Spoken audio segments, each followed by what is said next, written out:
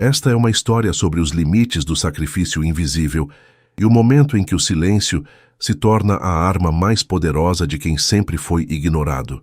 Por anos, fui o alicerce que sustentava uma casa que nem sequer me via, até que decidi desaparecer. O que aconteceu depois de 21 meses de silêncio não foi apenas um reencontro, mas uma explosão de verdades guardadas em uma caixa que mudaria o destino de todos nós para sempre. Antes de começarmos essa história incrível, não se esqueça de curtir o vídeo, se inscrever no canal e contar pra gente nos comentários de onde você está ouvindo essa história. O cheiro de gordura e desinfetante barato sempre foi a fragrância da minha existência. Enquanto meus irmãos Larissa e Tiago discutiam sobre qual faculdade cursariam ou para qual festa de condomínio iriam no sábado à noite, eu estava invariavelmente ajoelhada, esfregando o rejunte dos azulejos da cozinha ou separando as roupas coloridas das brancas. Naquela casa em Santo André, eu não era uma filha ou uma irmã. Eu era uma engrenagem invisível que impedia que a desordem consumisse o conforto deles. Meus pais, Dona Odete e o Sr. Otávio, tratavam minha servidão como uma obrigação divina, algo tão natural quanto o ar que respiravam. Isadora tem mãos de fada para a limpeza, dizia minha mãe, enquanto esticava os pés no sofá e esperava que eu trouxesse seu café com adoçante, exatamente na temperatura que ela gostava, nem 1 grau a mais, nem 1 a menos. O ressentimento não nasceu de um grande evento catastrófico, mas de 1000 pequenas erosões diárias. Foi o churrasco de domingo em que passei 7 horas assando carne e servindo cerveja gelada para os amigos do meu pai, sem conseguir me sentar para comer um pedaço de pão com alho. Foi o dia em que Larissa, 2 anos mais nova que eu, jogou um copo de suco no chão de propósito só para me ver limpar, rindo enquanto dizia que eu levava jeito para a coisa. A cada faz um favorzinho para mim, que saía da boca deles. Uma parte de mim morria e outra, muito mais fria e calculista, começava a despertar. Eu trabalhava em um escritório de contabilidade durante o dia, um emprego que eles desprezavam por render pouco, mas era aquele salário minguado que eu escondia sob o fundo falso de uma gaveta velha. Eu não gastava 1 centavo com roupas novas ou saídas. Eu estava comprando a minha liberdade, centavo por centavo, real por real. A decisão final veio numa terça-feira chuvosa de novembro. Eu tinha acabado de chegar do trabalho, exausta, com os pés latejando, e encontrei a casa em um estado deplorável. Tiago tinha dado uma festa improvisada e havia restos de pizza e garrafas vazias por toda a sala. Minha mãe olhou para mim sem sequer desviar os olhos da novela e disse: "Ainda bem que você chegou, Isadora. Isso aqui está um chiqueiro. Ah, e não esqueça de passar a camisa do seu pai para amanhã." Naquele momento, o estalo aconteceu. Não houve gritaria, não houve choro, apenas um vazio absoluto onde antes morava a culpa. Eu subi as escadas, peguei a única mala que possuía e coloquei nela apenas o essencial. Esperei que todos dormissem, embalada pelo ronco pesado do meu pai e pelo som da chuva no telhado. Saí de casa às 3 da manhã, sem deixar bilhete, sem olhar para trás. O ônibus para Florianópolis levava 18 horas para percorrer os quase 1000 quilômetros. Enquanto a paisagem mudava pela janela, eu sentia o peso de Santo André ficando para trás. Eu tinha alugado um estúdio minúsculo em uma ladeira, perto o suficiente do mar para sentir o cheiro do sal, mas longe o suficiente para não ser encontrada. Durante os primeiros meses, o silêncio do meu celular foi a música mais bonita que já ouvi. Eu não bloqueei ninguém. Eu queria ver quanto tempo levaria para que percebessem que a Isadora das mãos de fada tinha ido embora. 1 mês se passou. 2, 6, 1 ano. Ninguém me ligou para perguntar se eu estava viva, se tinha o que comer ou onde estava morando. Ocasionalmente, eu via postagens de Larissa no Instagram, exibindo viagens e festas, sempre reclamando de como a casa estava estranha, ou de como era difícil encontrar alguém de confiança para ajudar nas tarefas. Eles não sentiam minha falta, sentiam falta do serviço gratuito. A paz durou exatamente 21 meses. Eu já estava estabilizada, trabalhando em uma empresa de logística e vivendo uma vida simples, porém minha, até Que em um sábado de sol, meu celular começou a vibrar freneticamente sobre a mesa de madeira da cozinha. Era minha mãe. Ignorei. O telefone tocou novamente. E novamente. Na quinta vez, eu desliguei o aparelho. Quando o religuei, na manhã de segunda-feira, havia 27 mensagens de voz e uma enxurrada de textos no WhatsApp. A urgência não era saudade.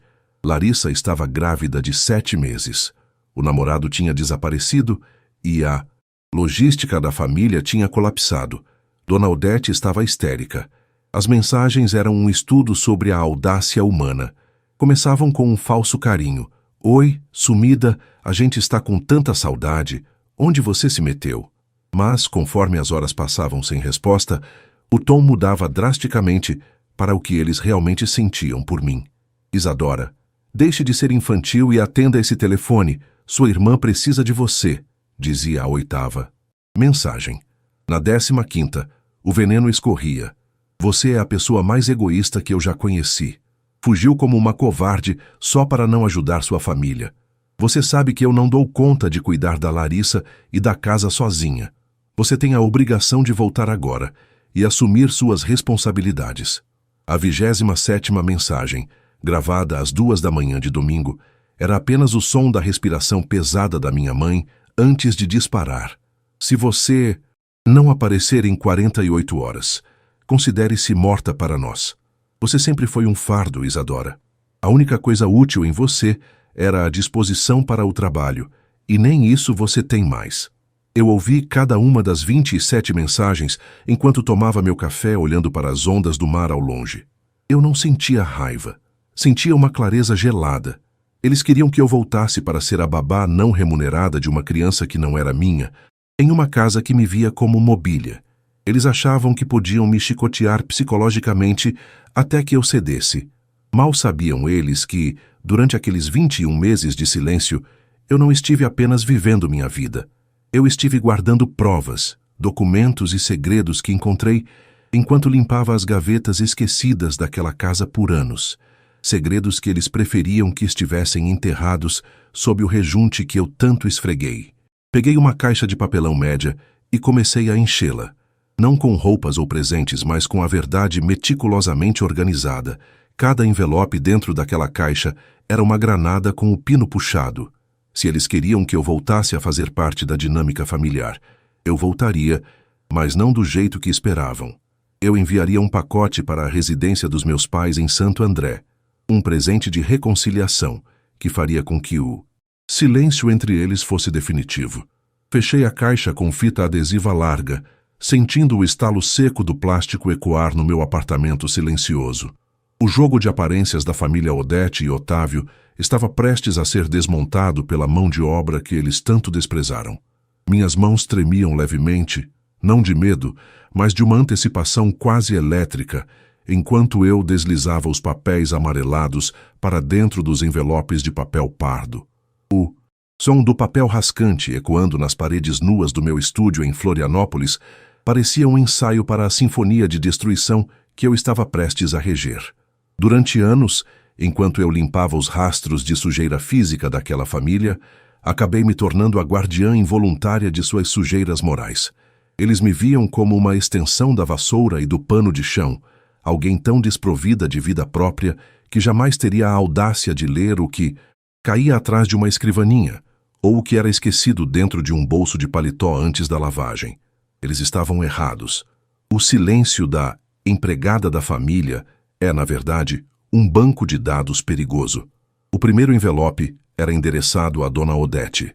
Dentro dele, coloquei as cópias dos extratos bancários que meu pai, o Sr. Otávio, escondia em uma caixa de ferramentas trancada no sótão.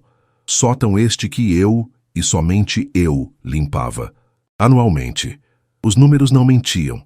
Por quase 5 anos, meu pai desviou pequenas quantias da conta poupança destinada à aposentadoria da minha mãe para manter um estilo de vida paralelo em uma cidade vizinha, São Caetano do Sul. Havia recibos de um flat alugado e faturas de cartões de crédito em nome de uma mulher chamada Valdirene. Minha mãe, que sempre se orgulhou de ter um casamento sólido como rocha, enquanto me humilhava dizendo que eu morreria sozinha por ser Mona Amarga, Descobriria que sua rocha era Moura, na verdade, um castelo de areia erguido sobre mentiras e traições financeiras. O cheiro de mofo daqueles papéis velhos parecia, naquele momento, o perfume da justiça. O segundo envelope era para o senhor Otávio. Para ele, reservei o segredo de Larissa, a filha de ouro, a protegida que agora clamava pela minha ajuda. Anos atrás, quando uma pulseira de ouro e esmeraldas da minha mãe desapareceu, o inferno caiu sobre mim. Fui revistada, acusada de ladra, e passei meses ouvindo que meu caráter era duvidoso como o de um bicho de rua. Eu nunca disse nada, mas eu vi. Vi Larissa entregando aquela mesma pulseira para um receptador em uma galeria no centro, em troca de dinheiro para pagar uma dívida de jogo de um namorado da época. Eu tinha as fotos que tirei com meu celular antigo, escondida atrás de uma coluna, e o bilhete manuscrito que ela deixou cair no lixo, onde confessava o empréstimo forçado da joia. Meu pai, que valorizava a honestidade acima de tudo, exceto quando se tratava de si mesmo, veria que sua pequena princesa era a verdadeira ladra que ele tanto procurou. Para Tiago, o irmão que me tratava como se eu fosse invisível até precisar de uma camisa passada, o envelope continha algo mais moderno, mas não menos letal. Prints de conversas e documentos que comprovavam que ele vinha sabotando os pequenos negócios de consultoria do meu pai para desviar clientes para sua própria empresa fantasma. Tiago não era apenas preguiçoso. Ele era um parasita que estava drenando o que restava do patrimônio da família pelas costas de todos. Eu organizei tudo com uma precisão cirúrgica. Usei clipes metálicos para separar as evidências por data e adicionei pequenas notas adesivas, escritas com minha caligrafia mais calma e legível, explicando o contexto de cada traição. O ar frio que entrava pela janela do meu apartamento trazia o cheiro do mar, um contraste violento com o ar abafado e carregado de Santo André que ainda assombrava meus pesadelos. Lembrei-me de quantas vezes engoli o choro enquanto lavava a louça do jantar, ouvindo-os rir na sala sobre como era bom ter alguém para fazer o trabalho pesado. Eles nunca me perguntaram sobre meus sonhos, sobre minha faculdade de contabilidade que cursei à noite, exausta, ou sobre como eu me sentia. Para eles, eu era funcional, não humana. Agora, eu seria a mão que puxaria o tapete sob seus pés de barro. Caminhei até a agência dos Correios com a caixa debaixo do braço. O peso físico dela era pequeno, mas o peso simbólico era esmagador. O atendente, um homem de meia idade com um crachá onde se lia, Sr. Agenor, me atendeu com um sorriso cansado. Sedex, por favor, quero que chegue o mais rápido possível. Eu disse, minha voz soando estranhamente firme. Ele pesou a caixa, colou as etiquetas e me entregou o comprovante de rastreio. Algo frágil? Ele perguntou. Eu sorri, um sorriso que não chegava aos olhos, mas que carregava uma satisfação sombria. Apenas um castelo de cartas, Sr. Agenor. Apenas um castelo de cartas. De volta ao meu apartamento, o silêncio não era mais de isolamento, mas de expectativa. Eu sabia exatamente como a rotina deles funcionava. A caixa chegaria em uma terça-feira, por volta das 11 da manhã. Meu pai estaria em seu escritório em casa. Minha mãe estaria na cozinha reclamando da sujeira que Larissa deixava pela casa, e Tiago provavelmente estaria acordando após mais uma noite de excessos. Eles veriam o remetente, meu nome, Isadora, e o endereço de Florianópolis. A curiosidade deles seria sua ruína. Eles pensariam que eu estava enviando dinheiro, ou talvez uma carta de desculpas, ou quem sabe um enxoval para o bebê de Larissa, como sinal de submissão. A ganância e o egoísmo deles os forçariam a abrir a caixa juntos, ou pelo menos a bisbilhotar o conteúdo uns dos outros. Naquela noite, não consegui dormir. Fiquei imaginando a cena. O toque da campainha, o som dos passos no corredor de granito que eu tantas vezes encerei até brilhar, a caixa sendo colocada sobre a mesa de jantar de Mogno, aquela mesma mesa onde eu nunca tive um lugar de destaque. Eu conseguia visualizar as mãos de Dona Odete, com suas unhas sempre impecáveis, rasgando a fita adesiva com impaciência. Eu conseguia ouvir o silêncio mortal que se instalaria na sala à medida que os primeiros papéis fossem retirados. O veneno que eles injetaram em mim durante décadas estava agora voltando para a fonte, concentrado e purificado. A vingança não é apenas sobre ferir o outro, é sobre forçá-los a se verem no espelho sem os filtros da hipocrisia. Eles passaram 21 meses sem se importar se eu tinha o que comer, mas bastou precisarem de uma serva para que as máscaras de família unida fossem recolocadas. Pois bem, eu lhes daria a união, que tanto pregavam, mas seria uma união cimentada pelo ódio mútuo e pela desconfiança. Eles não teriam mais uma Isadora para culpar por seus fracassos ou para limpar sua sujeira. Eles teriam apenas uns aos outros, e garanto que essa seria a pior punição possível. Abri o aplicativo de rastreio no meu celular, objeto saindo para entrega ao destinatário. Meu coração deu um salto. O cronômetro da destruição tinha começado. Em poucos minutos, a vida em Santo André nunca mais seria a mesma. Eu respirei fundo, sentindo o ar puro de Floripa preencher meus pulmões. O primeiro ato da minha libertação estava concluído. O que viria a seguir seria o caos, e eu teria um lugar na primeira fila para assistir, mesmo a 950 quilômetros de distância. O sol de Florianópolis entrava pela minha janela, mas meus olhos não desgrudavam da tela do celular. 11h15 da manhã de terça-feira. O aplicativo de rastreio dos Correios atualizou com um entregue definitivo. Imaginei o barulho do interfone tocando na casa de Santo André, o som metálico e estridente que eu atendia correndo para que meu pai não se irritasse com o barulho. Imaginei o Sr. Agenor, ou algum colega dele, entregando o pacote nas mãos de Dona Odete. Naquele momento, a 950 quilômetros de distância, eu senti um calafrio que percorreu minha espinha, uma mistura de alívio e uma adrenalina quase primitiva. A caixa estava lá, a bomba estava armada e o pavio já estava queimando no centro daquela mesa de mogno que eu tanto poli. A primeira ligação veio às 11h40. Não era da minha mãe, mas de Tiago. Eu atendi, permanecendo em silêncio, apenas ouvindo o som da sua respiração ofegante. Ao fundo, eu conseguia ouvir gritos abafados, um som agudo que parecia ser Larissa chorando e a voz grave do meu pai subindo de tom, atingindo notas de fúria que eu raramente ouvia. Isadora, o que é isso? Que palhaçada é essa que você mandou para cá? Tiago disparou, sua voz trêmula, tentando manter uma autoridade que ele não possuía mais. Você tem noção do que está fazendo? A mãe está passando mal. O pai está quebrando as coisas no escritório. Eu não respondi imediatamente. Saboreei o peso do silêncio, deixando que a ansiedade dele crescesse. Eu mandei a verdade, Tiago, respondi calmamente, minha voz saindo mais estável do que eu imaginava. A verdade que eu limpei debaixo dos tapetes de vocês por anos. Aproveitem o presente. Desliguei antes que ele pudesse berrar mais alguma coisa.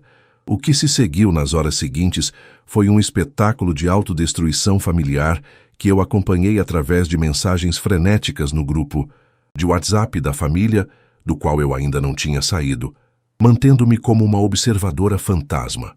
A dinâmica de um por todos desapareceu em segundos, substituída por um salve-se quem puder visceral. Minha mãe, ao descobrir os extratos bancários e o endereço em São Caetano do Sul, não foi confrontar o meu pai com calma. Ela, em seu estilo dramático e possessivo, começou a arremessar as ferramentas dele pela janela do sótão, gritando para a vizinhança inteira ouvir que ele era um adúltero e um ladrão de aposentadoria. O prestígio que eles tanto prezavam no condomínio estava sendo estraçalhado junto com os vasos de porcelana da sala.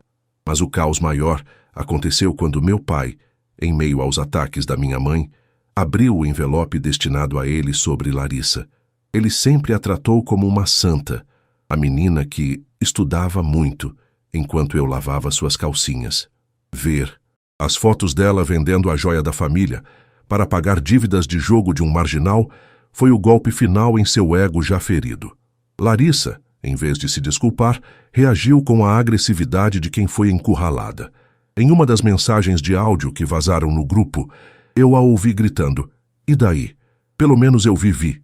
Vocês sempre foram uns hipócritas.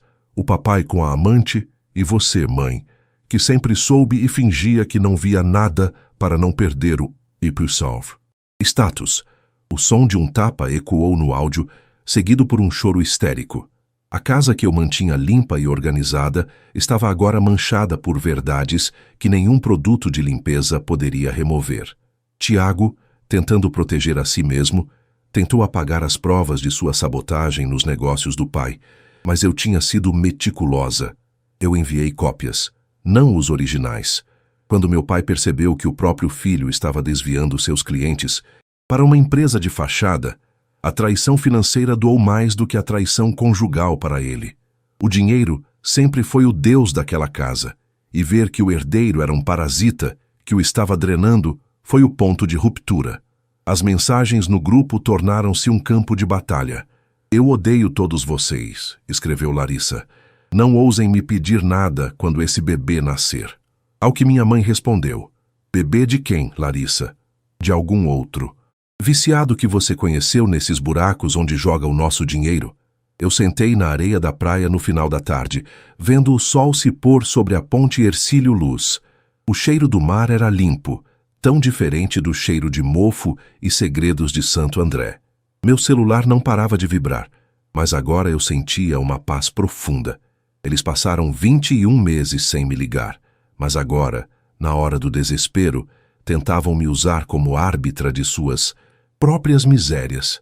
Isadora, conte para eles que é mentira. Você inventou isso porque tem inveja da gente, escreveu minha mãe em uma mensagem privada, tentando desesperadamente uma última aliança. Eu apenas visualizei e não respondi. A inveja era a última coisa que eu sentia por aquelas pessoas.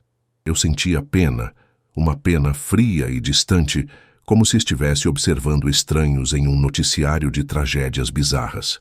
À noite, o grupo da família foi silenciado. Tiago saiu. Larissa bloqueou todos. Meu pai mandou uma mensagem curta, dizendo que estava saindo de casa e que os advogados entrariam em contato. Minha mãe, a mulher que me chamou de egoísta e me mandou assumir minhas responsabilidades, postou uma foto de um copo de bebida e um remédio tarja preta, tentando angariar uma simpatia que ninguém mais tinha para dar. A vingança não foi ver o sofrimento deles por pura maldade, mas sim vê-los colher exatamente o que plantaram durante décadas de hipocrisia e exploração. Eles não tinham mais a Isadora para ser o saco de pancadas ou a pessoa que resolveria os problemas domésticos enquanto eles se destruíam mutuamente. Eu olhei para as minhas mãos. Elas não estavam mais vermelhas de produtos químicos ou calejadas de carregar malas alheias. Elas estavam limpas. Pela primeira vez na vida, eu não tinha nada para limpar, nada para consertar, ninguém para servir. O silêncio que eu impus com aquela caixa de papelão foi o som da minha própria libertação. Mas eu sabia que ainda faltava um último movimento. A destruição estava completa, mas a minha reconstrução definitiva exigia um confronto final, cara a cara, ou pelo menos uma palavra que encerrasse aquele ciclo para sempre. Eles achavam que o pior já tinha passado, mas a mão de obra, gratuita, ainda tinha uma última conta a apresentar, e o valor seria mais alto do que qualquer um deles poderia pagar. Senti uma leve brisa vindo do oceano e sorri. A menina que fugiu de madrugada com uma mala velha e o coração apertado não existia mais. No lugar dela, havia uma mulher que entendia que a família nem sempre é sangue. Às vezes, a família é apenas um grupo de pessoas ligadas por segredos que esperam o momento certo para explodir, e eu tinha sido o detonador. Peguei meu celular, selecionei o contato de Dona Odete e digitei apenas uma frase, antes de silenciar as notificações por tempo indeterminado. A resposta dela veio em segundos, uma mistura de fúria e desespero que eu deletei sem ler. Eu estava pronta para o capítulo final da minha vida antiga, para que a nova pudesse, enfim, começar sem sombras. A quarta-feira em Florianópolis amanheceu com uma névoa fina, aquela que os locais chamam de viração, que abraçava os morros e trazia o cheiro úmido da vegetação da encosta misturado ao salitre do mar. Eu estava sentada em uma pequena cafeteria na Lagoa da Conceição, segurando uma caneca de café quente entre as mãos. O calor da cerâmica contra a palma das minhas mãos era um contraste reconfortante com a frieza das mensagens que ainda pipocavam no meu celular, como estilhaços de uma granada que eu mesma havia lançado. Por 21 meses, meu silêncio foi um deserto onde eles caminharam sem se dar conta da minha falta. Agora, o meu barulho era uma tempestade da qual eles não tinham onde se esconder. Eu olhava para a tela do celular com uma indiferença que até a mim mesma surpreendia. Havia uma mensagem de áudio de Larissa, enviada às 6 da manhã. Eu a escutei usando os fones de ouvido enquanto observava o movimento dos remadores no canal. Você é um monstro, Isadora. A voz dela estava rouca, provavelmente de tanto gritar ou chorar. O papai saiu de casa. Ele disse que vai pedir o divórcio e que não vai pagar mais nada para ninguém. A mãe está em estado de choque. Ela não para de repetir que você planejou isso desde o dia que saiu. Como você pôde ser tão cruel? Eu estou grávida, Isadora. Quem vai me ajudar agora? Quem vai ficar comigo no hospital? Você destruiu a única coisa que a gente tinha, que era a nossa união. Sorri amargamente e deixei a caneca sobre a mesa de madeira rústica. União, ela dizia. Para Larissa, união era ter uma empregada doméstica com o mesmo DNA que ela, alguém para limpar sua sujeira e carregar seus fardos sem reclamar. Respondi por texto, com uma calma que parecia gotejar veneno. A união de vocês era baseada nas minhas costas. Curvadas, Larissa. O que eu destruí foi a mentira que vocês contavam uns para os outros. O papai ser um adúltero e o Tiago ser um ladrão não é culpa minha. Eu apenas parei de carregar o pano que vocês usavam para limpar a própria lama. Quanto ao bebê, espero que você aprenda a ser a mãe que a nossa nunca soube ser. O Sr. Otávio também tentou um último movimento. Ele me ligou por volta das 10 da manhã. Eu atendi, apenas para ouvir sua voz outrora imponente, agora reduzida a um sussurro trêmulo. Mas Isadora, minha filha, por favor, eu sei que errei, mas podemos resolver isso. Eu posso te mandar um dinheiro, posso te ajudar a comprar um apartamento aí no sul. Só me diz que você tem as cópias originais daqueles extratos e que vai me entregar. Se sua mãe levar isso para um advogado de divórcio, eu perco tudo. Naquele momento, senti um nojo profundo.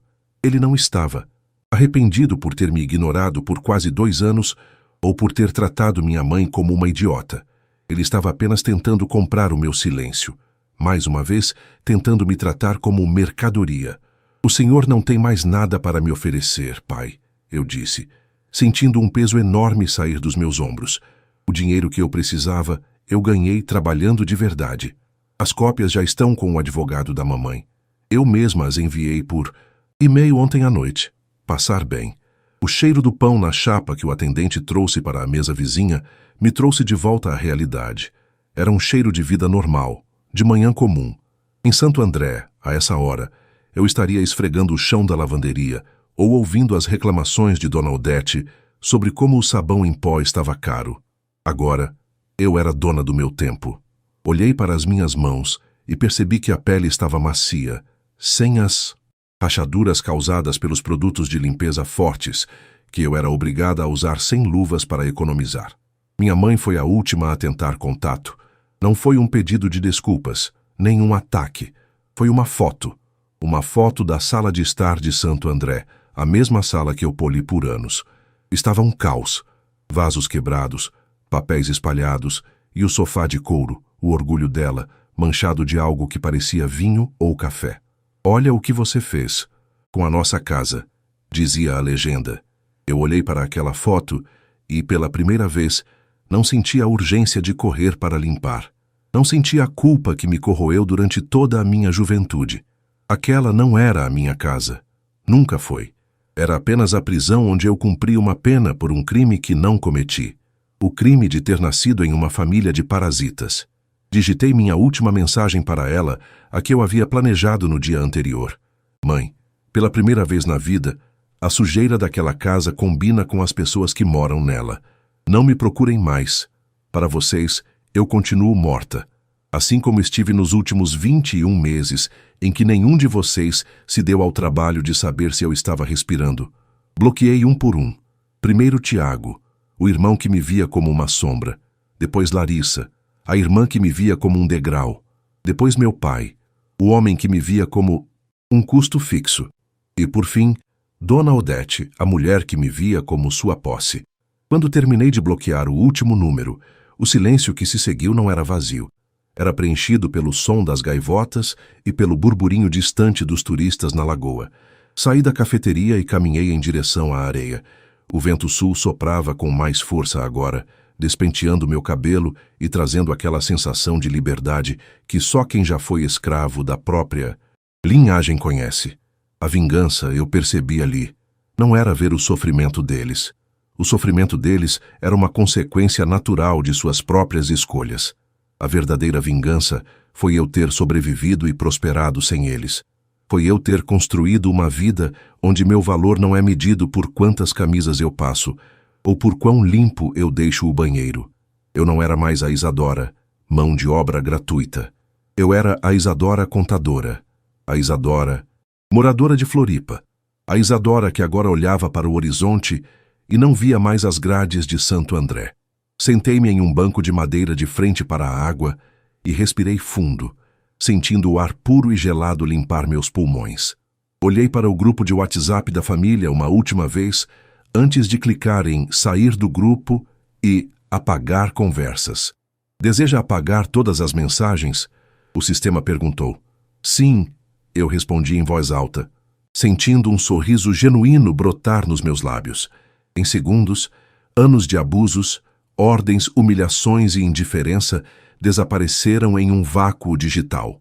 O sol finalmente começou a rasgar a névoa, iluminando as águas da lagoa com reflexos prateados.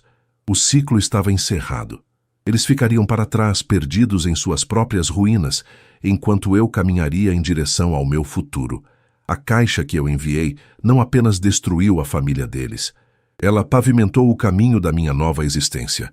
Levantei-me, bati a areia da calça e comecei a caminhar de volta para o meu estúdio.